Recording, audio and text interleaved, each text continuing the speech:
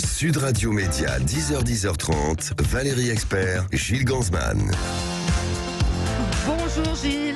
Valérie. Bonjour. Il y a de la testostérone ce matin dans le studio de Sud Radio. Ça, c'est sûr que ça dégage. Hein. Philippe Basse, bonjour. Vous êtes notre invité aujourd'hui. Une vraie musculature. Hein. Oui. Hein. Merci Puis là, beaucoup. dans l'épisode. Ah oui, l'ouverture de l'épisode, on pourra en parler. C'est chaud. Oui, c'est vrai qu'au début de l'épisode, on a vraiment une séquence d'ouverture comme ça. On voit un peu comme vraiment la nature, les beaux paysages Voilà. et puis tout ce qu'on peut y amener. Et Voilà. du beau. On Le peut saut du expliquer que c'est une diable. séquence de nu avec vous. Je suis pas sûr qu'en face, Isabelle Adjani rende l'appareil pour parce que vous avez de la grosse concurrence lundi. Ça, c'est vrai, on va en parler. C'est mais pas tout à fait le même c'est pas la même chose. univers.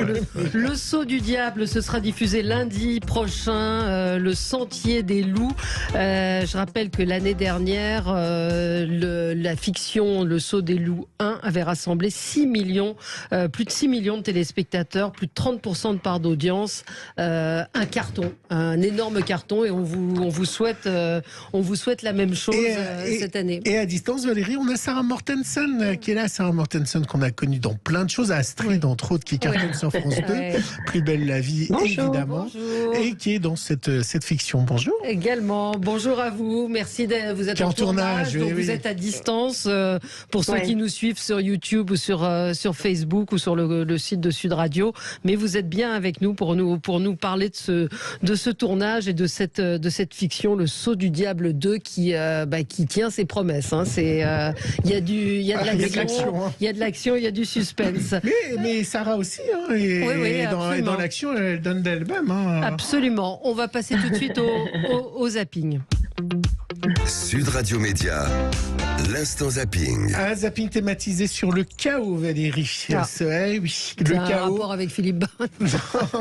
Le chaos, c'est le mot employé par Joe Biden pour qualifier ce qui menace l'Amérique à 4 jours des midterms. Vous savez, les élections à mi-mandat. Le 20h de France 2 résumait hier la situation.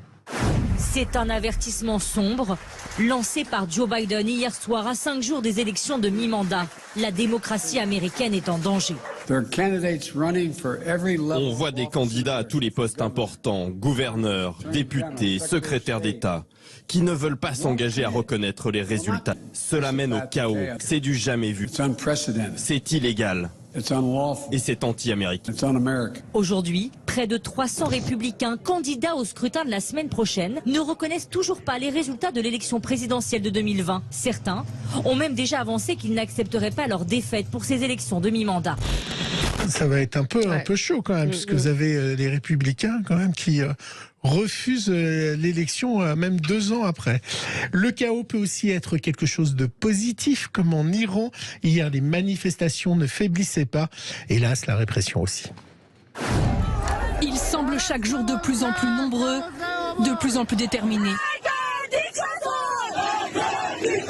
Au cri de « À mort le dictateur ». Chaque emprisonnement, chaque décès ne fait qu'attiser la haine des manifestants pour leurs dirigeants. Aujourd'hui, près de Téhéran, ils commémoraient les 40 jours de la mort de cette jeune Iranienne de 20 ans qui avait osé retirer son voile pour protester. Un poste de police est incendié.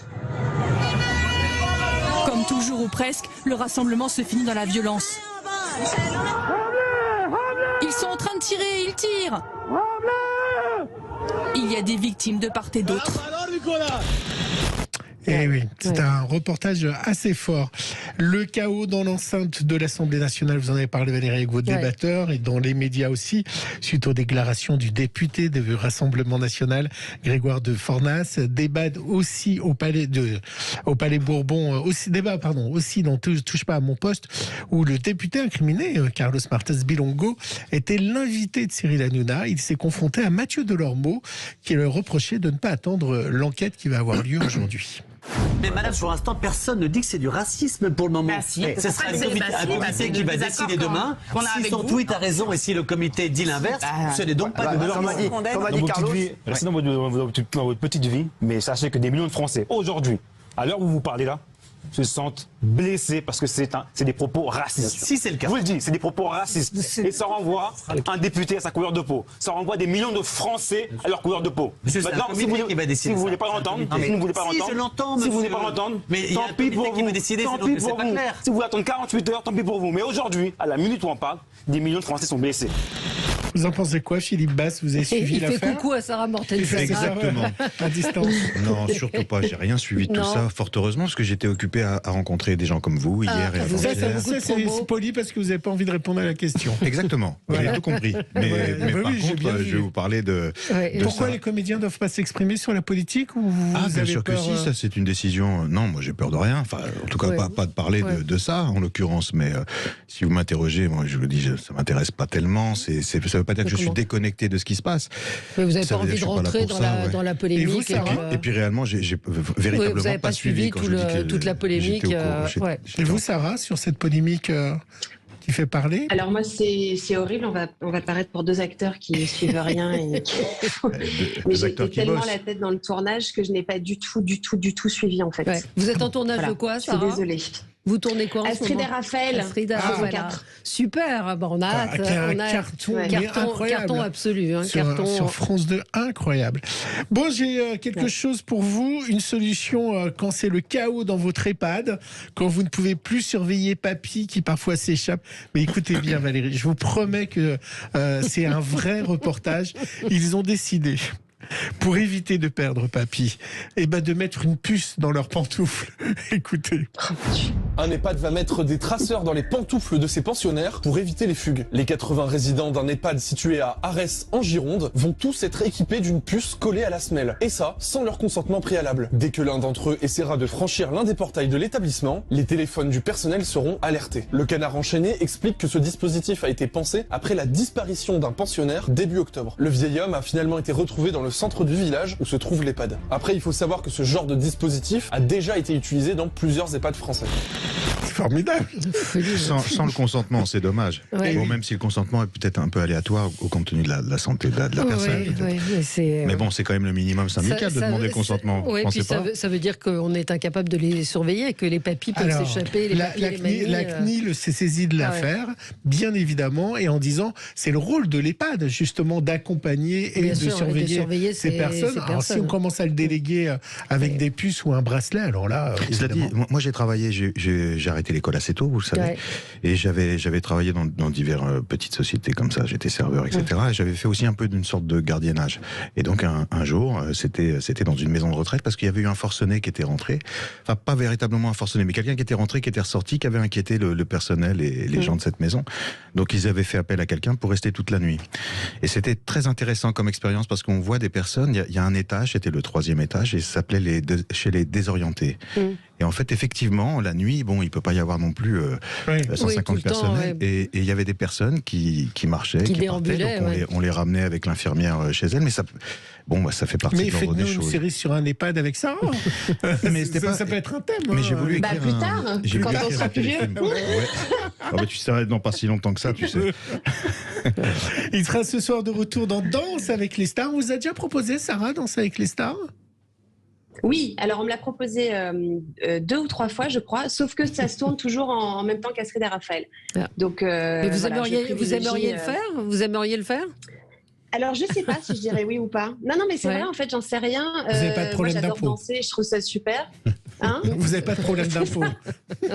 Non, mais au-delà de ça, moi, j'adore danser. J'ai dansé pendant des années. Voilà. Mais pour le moment, elle attend de le faire avec moi. Les tournages, quoi. Et vous, voilà, c'est ça, Philippe. Mais moi, j'attends Sarah. Ouais. Vous attendez Sarah? On vous ne pourrez pas danser ensemble. On ne le fera pas, tant pis. Non, c'est ça. Bah oui, tu sais qu'on a chacun un partenaire, un vrai danseur. Oui, voilà. Je sais. Puisqu'on en est là, est-ce qu'on vous a proposé Mass Singer? Non. Ah, non. Bah voilà. Elle a peut-être pas le droit de le dire. On devrait. Ouais. Ah oui, je devrais d'ailleurs dire, je ne sais pas, je peux pas vous le dire. Non, du coup, non. Non, on vous l'a pas proposé. Bon. Il sera ce soir donc de retour dans Danse avec les stars. Le premier gagnant de la compétition, c'est Matt Pokora. Et comme par hasard, il sort son dernier album. Ah, les choses sont bien faites. Avec un nouveau single qui s'appelle Qui on est. Ce qu'on fuit, ce qu'on dit. C'est son single à lui.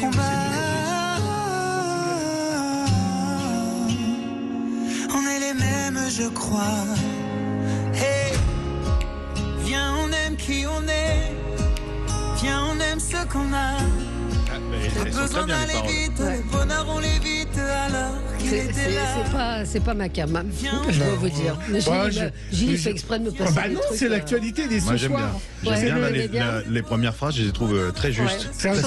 Vous chantez, Philippe? Non. Non. Enfin, ça m'arrive de chanter tout seul dans ma voiture. Dans votre voiture. Mais j'ai la délicatesse de ne pas faire ça quand il y a du monde. C'est le problème de TF1, Voilà. c'est dans l'actualité. C'est dans l'actualité, absolument. C'est la star ce soir de Danser avec les stars. Il a coaché toutes les équipes. Et nous, on aura les 2 stars de lundi sur TF1. Donc, ils sont avec nous, il et elle, Philippe Bas et Sarah Mortensen. Bass. Pardon, Bass. Pourquoi on dit le F? Oui. Parce que c'est un nom d'origine. Style quand même. Parce que Philippe. Non, je vais te répondre si tu me laisses parler. Philippe Bas. Oui, Philippe Bas pour le sénateur. Sénat, oui. Exactement. Mais en fait, moi, c'est un nom, je vais le redire, c'est un nom d'origine espagnole. C'était Bass Rubio. Et mon père, paix à son âme, disait Bass. Donc je dis Bass. Mais Bass. après, je vous ferai pas un procès si vous dites Bass. Mais je vous le dis. Philippe Bass et Sarah Mortensen. Je l'ai bien dit, Sarah. J'ai rien rajouté, rien enlevé. C'est bon. Non, tout va bien. Sarah Mortensen qui parle danois, je crois. C'est danois. On se retrouve Norvégien. Voilà, on est bien ce matin. On est bien ce matin. C'est pour parler du saut du diable. À tout de suite. Sud Radio Média, les invités du jour. Les invités du jour, Philippe Bass, comédien, et Sarah Mortensen, comédienne. Voilà, on vient de dire du bien de vous, Sarah. On vient de dire que vous étiez très sympa et très drôle. Et Philippe a dit oui, il n'a pas dit non. Elle me connaît, elle sait que je le pense. Donc, lundi 7 novembre, lundi prochain, le saut du diable, le sentier des loups, c'est le deuxième opus, voilà, parce qu'on ne peut pas dire deuxième épisode, c'est le deuxième opus donc de cette fiction. Les audiences, je le rappelle, avaient cartonné plus de 6 millions de téléspectateurs, 30,5% de part d'audience, c'était énorme, vraiment énorme. Et donc, la deuxième saison qu'on a eu la chance, deuxième épisode qu'on a eu la chance de voir, tient ses promesses. Oui, voilà. Qu'on a eu la chance de voir, tient ses promesses.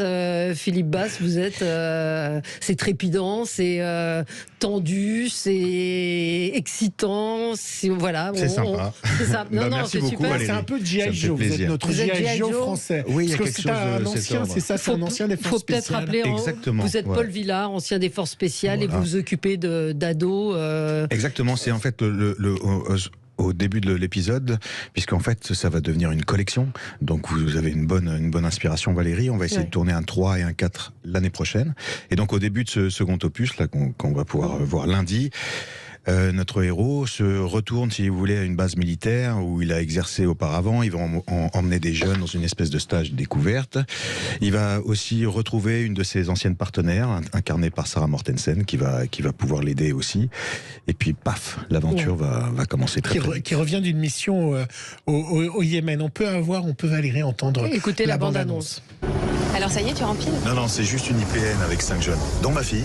Une immersion pleine nature. C'est en mode Koh-Lanta, quoi, c'est trop cool. Bouge pas. Papa!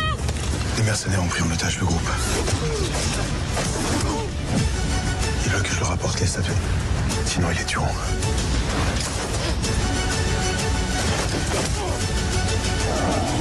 Il faut que j'aille récupérer ma fille. Inédit, le saut du diable 2, le sentier des loups, lundi à 21h10 sur TF1. Voilà. Alors, ça commence. Le bouge pas comme ça, c'est Sarah Mortensen qui le fait. On n'a pas vu les images malheureusement.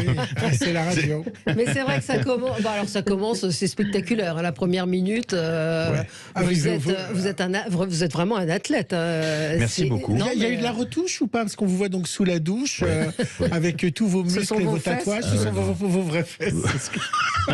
C'est très drôle. Vous avez eu une doublure? Ouais, non. On a appelé Richard Gere pour vous doubler. Ouais, ça aurait été bien. Non. Effectivement, en fait, on voulait avec Julien Seri quand même le réalisateur qu'il faut citer, absolument. Exactement, c'est quelqu'un avec qui c'est un ami, c'est quelqu'un avec qui j'ai fait 6 ou 7 films, je sais plus. Et donc on avait envie de raconter une histoire, une sorte de western moderne. Et donc c'était important. D'ailleurs, il avait tourné Astrid et Raphaël juste avant, et on avait très envie de travailler tous les deux avec Sarah. Et Sarah, t'as eu la gentillesse d'accepter Et ça nous a fait très plaisir. Tout de suite, oui. Qu'est-ce qui vous a plu quand vous avez reçu? On n'a pas eu la réponse aussi. C'était C'est vrai muscle. Oui, non, ah bah si, je vous ai dit. Ah bah oui, c'est mon cul. Vous l'avez vu? Je peux le dire.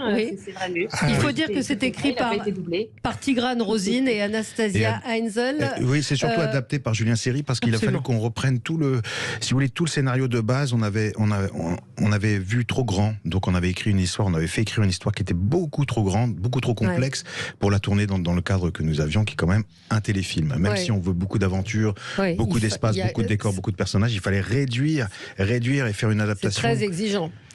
Disons que c'est un travail très précis et Julien Seri a pu le faire. Sarah, ce qui vous a plu, vous, dans ce scénario ou dans cette histoire, au-delà du fait que c'était avec Philippe Basse, évidemment? Moi, c'est Julien Seri qui m'a proposé le projet, avec qui j'avais tourné dans 4 épisodes d'Astrid et Raphaël. Et Julien et moi. Très très bien entendu. Oui, bien sûr. Oui. Non, mais c'est parce que je raconte le début du début. Julien, en fait, je le connais depuis des années. Et on n'avait jamais travaillé ensemble avant Astrid et Raphaël. Et donc, on se connaissait en tant que potes. Et je l'ai adoré comme réal. Et quand ils sont venus me demander tous les deux de participer à cette aventure, moi, j'ai dit oui tout de suite. Et en plus, je trouvais ça chouette de pouvoir faire un film d'action, être en militaire. Voilà. Moi, j'aime bien changer d'univers à chaque fois que j'endosse un nouveau rôle. Ça. Et là, c'était... Ce qu'on voulait avec Sarah, parce qu'elle incarne vraiment, comme vous le savez, elle a ce physique. Moi, je la trouve très belle. Et donc, elle pouvait dégager... C'est pas elle qui est sous la douche, c'est vous. Elle pouvait... Ah oui, mais ça va venir. Attendez, 3 4e. Donc, il fallait bien commencer par quelque chose. Mais non, on la trouve très belle. Elle a cette densité dramatique. Et c'est vrai que tu sais que moi, je t'ai vu dans le film où tu désamorces une bombe. Tu sais, ce film que tu as fait récemment, la Déflagration. Exactement. Tu étais formidable. Et donc, on était ravis avec Julien de la voir parce qu'elle a vraiment cette dimension physique et féminine pour incarner une militaire gradée et puis nous aider à tenir la tension dramatique tout au long du film. Il y a une auditrice qui nous dit, Nathalie dit, énorme interprétation de Sarah Mortensen dans le rôle d'Astrid. Je ne rate jamais un épisode et je regarde tout lorsqu'elle apparaît au casting. Nathalie, lundi, il faudra regarder. Il faudra regarder TF1. Nathalie. Voilà. Oui, et puis la semaine dernière, la semaine dernière, elle jouait une dame qui avait des misters pour l'élection de Mister sur Meurtre sous les tropiques. Et elle voulait draguer tous les Misters. Ça m'étonne pas. C'était la promotion canapé. C'était très drôle ce que vous disiez. Oui, c'était la promotion canapé. Et puis c'était pour revenir aussi à la première question quand on s'est connecté. C'était aussi pour dénoncer ce racisme ordinaire et banal qui rôde un peu partout, de ces gens qui pensent que il y a des petites phrases qui passent alors que ça ne passe jamais et qu'il faut faire attention à ce qu'on dit. Et je trouvais ça dur, mais chouette d'avoir défendu, d'avoir représenté aussi ça à l'écran. Quand j'ai tourné dans Tropique Criminel, la première séquence où je dois tous les insulter et être absolument désagréable, je n'arrivais pas à le faire. Donc j'ai fini par dire couper. Alors je dis juste, ce n'est pas du tout moi. Si, un peu. C'est terrible, hein. Moi, je voulais vous demander... Parce que j'ai trouvé ça dur, en fait, de faire ça, mais je trouvais ça bien de le dénoncer. Je voulais vous demander, Sarah Mortensen, vendredi, c'est le dernier et ultime épisode de Plus belle la vie, donc vous ne couperez pas une question sur Plus belle la vie, où on sait que ça a été très compliqué la fin. Est-ce que la fin de Plus belle la vie, vous ont appelé ou vous ont demandé de participer un peu aux différents événements ? Alors, oui et non. C'est-à-dire que Coralie Blin, donc le personnage que j'interprétais, elle est morte 12 fois parce qu'elle est morte quand je suis partie et j'ai été remplacée et elle a été tuée après. Donc, elle est morte. Donc, elle n'est pas revenue. Non, moi, j'avais proposé pour rire. J'avais dit, écoutez, moi, je viendrais bien faire un fantôme. Il y a plein de fantômes dans Plus belle. Ouais. Mais non, ça s'est pas fait. En revanche, j'ai été invitée à la fête de fin de tournage de Plus belle la vie et j'ai pu donc dire au revoir à toutes ces personnes merveilleuses avec qui j'avais travaillé pendant 7 ans, puisque mon départ avait été légèrement précipité.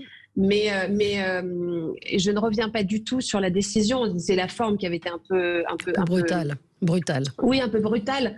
Mais je n'ai aucune rancune ni rancœur envers Plus belle, bien au contraire. Donc j'ai pu aller faire la fête avec tout le monde, dire au revoir à tout le monde. Et vous avez été ému comme nous, j'imagine. Vous avez été ému comme nous, j'imagine, de la fin. Bien sûr, mais ce qui est... moi, j'ai eu plein de fins, c'est-à-dire que j'ai eu mon émotion seule quand j'ai été remerciée. parce que j'ai pas été prévenue et que j'ai pas pu tourner ma dernière séquence en sachant que c'est la dernière. Après, si, moi je te l'avais dit.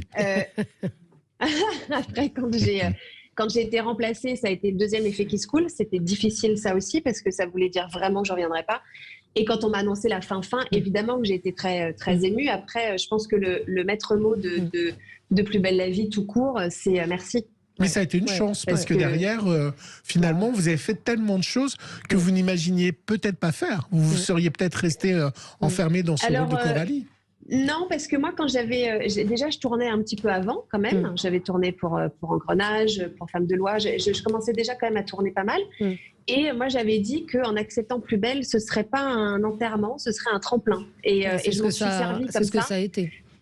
Oui, et j'ai toujours tourné pendant Plus belle la vie. C'est-à-dire que je faisais toujours 2 séries à côté ou un film, etc. Et ce qui fait que ça a toujours été dans une dynamique. Donc j'ai eu cette chance-là de pas justement faire partie de ceux qui disent moi je vais tourner que Plus belle parce que j'ai peur de perdre ma place à Plus belle. Moi j'ai joué avec le feu, je me suis cramée. Voilà, ça a été pas mal. Ça, vous avez eu de belles opportunités. Philippe Basse, comment vous entretenez ce physique de rêve? Et sur le tournage, j'imagine que c'était quand même assez intense parce que vous avez des... Oui, alors en fait, vous savez, moi j'ai de la chance parce que j'aime bien faire du sport, donc j'en fais tout le temps. Enfin tout le temps. J'en fais tous les jours régulièrement en tous les cas. Et donc là j'ai eu juste une petite préparation supplémentaire parce que on avait besoin il faisait chaud et on avait un timing assez court, donc il fallait que je conserve toute mon énergie. Donc je me suis préparé 2-3 semaines avant, je courais le matin.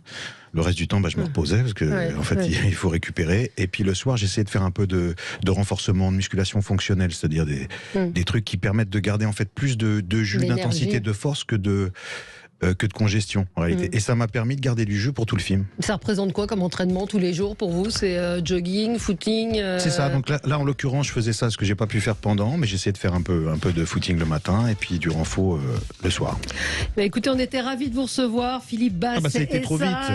Mortensen, Le Saut du Diable 2, Le Sentier des Loups, c'est... Je voulais juste préciser qu'en fait on a eu un compositeur, on a eu Julien Seri qui est vraiment un cinéaste formidable, qui est mon ami, et donc il a fait un travail extraordinaire. Sans lui, on n'aurait pas pu faire ce film.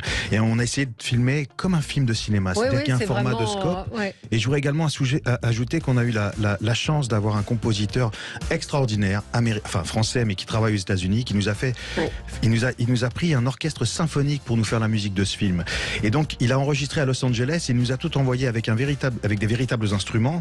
Donc, si les gens ont la chance de le regarder lundi avec un écran correct et un peu de son, ils vont vraiment avoir quelque chose qui est de l'ordre du cinéma. La musique, si vous avez raison de le dire, accompagne vraiment les images et c'est un véritable orchestre qui sont spectaculaires. Donc Sacha Paban et Julien Seri étaient bien sûr, je vous remercie pour cette œuvre. Et Philippe n'a aucune doublure, il a tout fait tout seul, il est incroyable, il est infatigable et il saute en parachute. Voilà. De l'action, du suspense, des très beaux paysages, il faut le dire aussi, puisque vous êtes en pleine nature. Et de la bagarre. Absolument. Donc ça va cartonner lundi. Voilà. J'ai pas osé le dire. Je faillis, mais je l'ai pas dit. Les fesses de Philippe. J'ai senti Valérie. Voilà. Et comme on est sur Sud Radio, on verra vraiment les Bouches-du-Rhône et le Var. Voilà. Absolument. Merci à vous. Dans un instant, Jean-Jacques Bourdin. Sud Radio.